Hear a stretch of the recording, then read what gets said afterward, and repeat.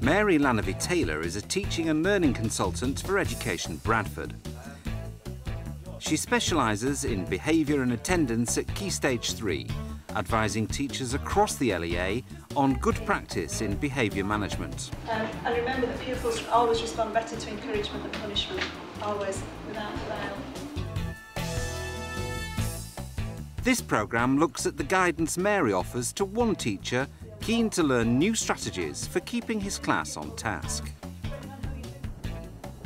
Today, Mary's on her way to meet Paddy Ryan, a newly qualified teacher at St Bede's Roman Catholic High School in Bradford. Our remit is primarily as teaching and learning consultants, but at the same time to focus on behaviour and attendance issues to raise attainment and help improve schools. So we go in and watch lessons with a view to what's happening in terms of teaching, learning and behaviour, and to try and unravel some of that. I'm from Education Bradford, and come see Paddy Ryan.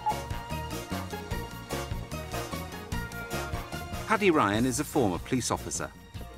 He now teaches information technology at St Bede's, an all-boys school in the centre of Bradford. What we're looking for are websites selling laptops under £1,500.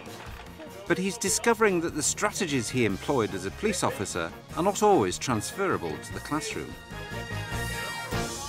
You tell people to do something, if they don't do it, you lock them up and off they go to the courts. Whereas here, you ask them to do something and they don't do it, so you ask them again, and they don't do it, so you ask them again, and eventually they may get put under detention. So it's the options for sanctions are very different for teaching than they are in policing. Hi Paddy, Hello, Mary. Nice to meet you again. Cheers. How are you doing? Down, thanks. I can see it's quite a challenging environment. You know, what are your biggest concerns in this room? The layout really, it's quite a long thin room, it's like teaching in a corridor sometimes. We have problems at the top end. If I'm at the board at the back, it's quite a long way for them to watch and to be paying attention to, so yeah, it's just the layout really.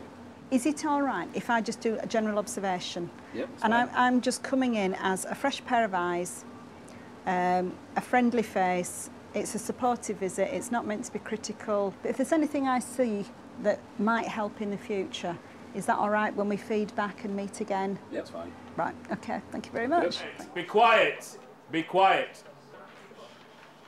I know. Boys, stop talking up this way. I need to tell you what to do.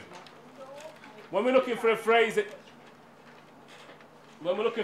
would definitely appear, we're saying any site that you go on covering the news in Iraq would have certain words and phrases. So it would probably include the phrase war on terror. It might include the word Fallujah. So have a look at those. Have a look at the four that you've got. Be quiet. Be quiet. Be quiet. Have a look at the four sites that you've got. See if you can write down 3 or 4 words, phrases, and possible words in each of the boxes. Stop talking now. What do we mean by phrase? Yeah. A group of words. So a group of words strung together. So the type of phrase that you might find on a site. Switch your machines off now. That was hard work. I felt exhausted just watching.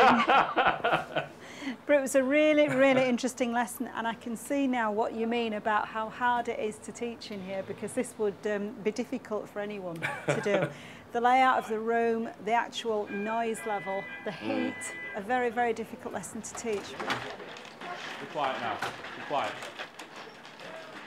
There were 3 main things that I thought came out of the lesson, and I'll expand on them. 1, the boys need to be motivated to learn ICT as opposed to it being taught to them. Yeah. Does that make sense? Yeah. You know, I hope that's a fair comment. 2, I felt possibly more incentives for the boys. Yeah, that's fine. That's fine. And 3, you need to get their attention more rapidly. Yeah, that's the big problem. Yeah. Well, we underline the keywords. We identify the keywords. To get the pupils' attention, it was difficult because when you are trying to talk to the whole class, it was clear to me that you were talking to this area of the room, but the people at the back, and they weren't being naughty, they couldn't see or hear you, so they just carried on doing what they were doing. Yeah. Stop talking. Stop talking, you need to listen. Would it not be better to work with just 2 tables? You've still got your barrier, You could move them forward slightly, and then the pupils there, when they come here, will be in line with those pillars so that you can all see. Just give them a bit more. You'd have more space here, which means that everyone could look at the board simultaneously. Once you've got their attention, you don't have to shout as much then, because you could use non-verbal signals. Yeah. You know, you can use your hand blocks, you can use this, you know, there are different things, but you can't do those until they can all see you. I suppose if I'm more central, then I might be able to manage it a bit better. How about when you want pupils off task and to turn around, face you, come to the board, is there anything you could use? I mean, clapping hands isn't going to work. A bell, a buzzer, an audible signal, which means immediately now everyone move over there. Just something that's easy for them to hear. I'm sure I could think of something. Be quiet. Be quiet. Be quiet. Some sort of signal which isn't me shouting, I think. It's taking you away from that signal of being angry or cross. Yeah. Do you see what I'm saying? It's just like, right, I want your attention now. That's what this signal means. Yeah. And finally, how to motivate pupils. Making them stick on task, complete the tasks, and really take pride in the work as an incentive to move on in this subject. We have to find an appropriate way to praise and reward those pupils. If you try really, really hard and no one ever notices, or rewards you, or praises you, you think, what was the point of that? I don't think I'll bother, I'll just play around. I do use merits, but not as much as I should do. So sometimes merits are cumbersome. I picked this up from another school, but it's a stamp, and it's a bit cheeky, this one. This is a PE stamp. But I just wondered something that stands you out individually as a teacher. You know, like you have your own stamp of some description which becomes valued by the boys. Perhaps a bit more praise for the boys who are on task, just to remind those who are not on task to get recognition. This is what you have to do. I just don't seem to be able to circulate as well as I'd like to do, to be able to sort of monitor everybody. So I need to sort of really try and address that as well, so that I've got time to then go around and say and look at more individually about what they're doing. Have you considered roller skates? When we push back, yeah. If it's all right with you, I'd like to come back in a couple of weeks' time and see progress if you want me to. Yeah, no, that'd be good. Low-level disruption is very, very wearing. It's tiring. It's what stresses teachers out. They're not major incidents, they're not major confrontations, but it does mean that the progress of the lesson is hindered. It means that learning is impeded, and it means that you're not getting to achieve what you intended to. It slows everything down. It makes other pupils bored and restless because they've finished waiting for others to catch up and so on.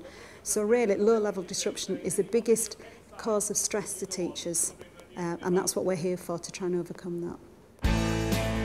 It's a week later, and Paddy's hoping to put some of Mary's suggestions into practice. Will he be successful? Quick. Boys, look this way. Quickly and quietly go in, log on, please. Boys, down here now. Down here now, come on. I want everybody in front of this pillar here. I want everybody in front of this pillar here. Yeah, quiet. Anybody else got homework for me? You two are going to copy up. Got number 3. Not right impressed, gents. The kids were a bit hyper, and it just started bad and went from bad to worse. Shh. Right, calm down, look this way. Calm down, look this way. Stop talking now. Stop talking now. Stop talking now. They hadn't calmed down properly since break time, I think, or since lunchtime. So they just weren't ready to work. Stop talking now. Listen very carefully. All I want you to do is load on your... Stop talking now! I was supposed to be my positive self, and I wasn't very positive. I lost my temper a bit, and I don't think that helped, really. Last week we had some very, very good behaviour. Today we've not settled down at all. Right, what we'll do, we'll line up outside in the yard now. Get out, get out, get out. Nothing will change today, tomorrow, even by next week. It's tweaking to transform, taking little steps on a regular basis and practicing those techniques until they become second nature and everyone is comfortable with them. And then you might look back after 3 or 4 months and think, yeah, that has made an impact. At the back, a straight line facing this way. Very quietly and sensibly go inside. When you change any form of routine in the classroom, it takes time for everybody to get used to that new routine. And with any change comes a fair amount of chaos, I suppose, to begin with. And that can be a bit unsettling at first, and you think, oh, it makes me feel insecure, this isn't working. But following the chaos, usually then things settle down. It's just that people are practicing that routine. And we refer to the 3 Ps, which is patience, persistence, and practice. A week later, Mary returns to see how Paddy's getting on. After his disastrous last lesson, will there be any improvement for Mary to see? Very quietly, very sensibly, sit down, log on. I was really pleased to see the very controlled start to the lesson. And I know it was delayed because the boys had to wait outside until they calmed down. But when they did come in, they were calm, they were quiet, they were looking at you, they were waiting for instructions, and they got them. Yeah. And they responded, I thought, really well. New ground rules. Instead of lining up outside, instead of lining up out in the sixth form common room, when we come in for IT from now on, you're going to do what you just did before we started. You're going to stand in front of your computer. That means you don't log on, you don't sit down, you stand up, and when I've got silence, when I'm happy that you're prepared to work, I'll give you permission to sit down, stop talking. I'll give you permission to sit down and crack on. And you insisted on a certain standard and level of behaviour, and you got it. So carry on being persistent. The other thing's attention. I need you to pay attention. And in the past, when I need you to come down, you've been quite slow, and that wastes quite a lot of time. I also waste my voice, it means I have to shout, and I'm more likely to get angry. Yes. So, when I need your attention, you'll hear the horn, and that will give you time to finish off doing what you're doing. Oh, pardon me. That'll give you time to finish off doing what you're doing. You've then got a few seconds to finish off what you're doing, get yourself forward, and when the bells go, you should be ready to work. That means everyone is sat in front of this pillar here, ready to work. If you're not ready to go at that point, that means you're holding up everyone else's lesson. That means we're not going to get through as much as we need to do, and we have got a lot to do. And I like the positive routines that you had. The signal, the auditory signal that you used, particularly with the lead-in time, was wonderful, because it wasn't just a short, sharp, you should be here now. It actually gave them time to move from the back of the room to the front of the room. And that went down really well, because they like the noises as well. Yeah. Oh. Big guy. That's your cue to come down here. Switch off your machines, come down here.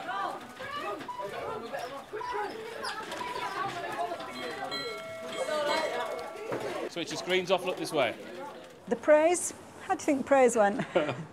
Not as well as it could have done. It wasn't 5-1, I don't think. No, you could have reversed it the other way. Not yet, but getting there. Anybody wants a minute? I've got one here. Yeah, get your planner out on the way out if you want one. And it was almost like something clicked in your brain towards the end of the lesson. I must give praise now. Right, get your planners out. Yeah. As a bit of an afterthought rather than a part of the lesson. I'm not too bad on one-to-one. When they've done work, I'm quite good at one-to-one, but not very good at whole class praise. So yeah, that's still one of my targets to work on. It was a lot better than the week before. They were just a bit unsettled the week before and didn't do much work. I think quite a few of them did some work, or quite a lot of work this lesson. So I was quite a lot happier with this lesson. But we're getting there. You're getting there. It's ups and downs. It's always been ups and downs with that class, and that was relatively good for that class. Finally, to recap, I was really pleased about the controlled start to the lesson and how calm the lesson was, generally speaking. I was really pleased about the positive routines and how you got the take-up time and the signalling to happen, because that was excellent. The praise is happening. I know it's happening, so I'm pleased about that. And think about differentiation, about early finishes, because bored children will disrupt. You know, fine from my point of view, really good progress. Yep, sound. Okay, thank you.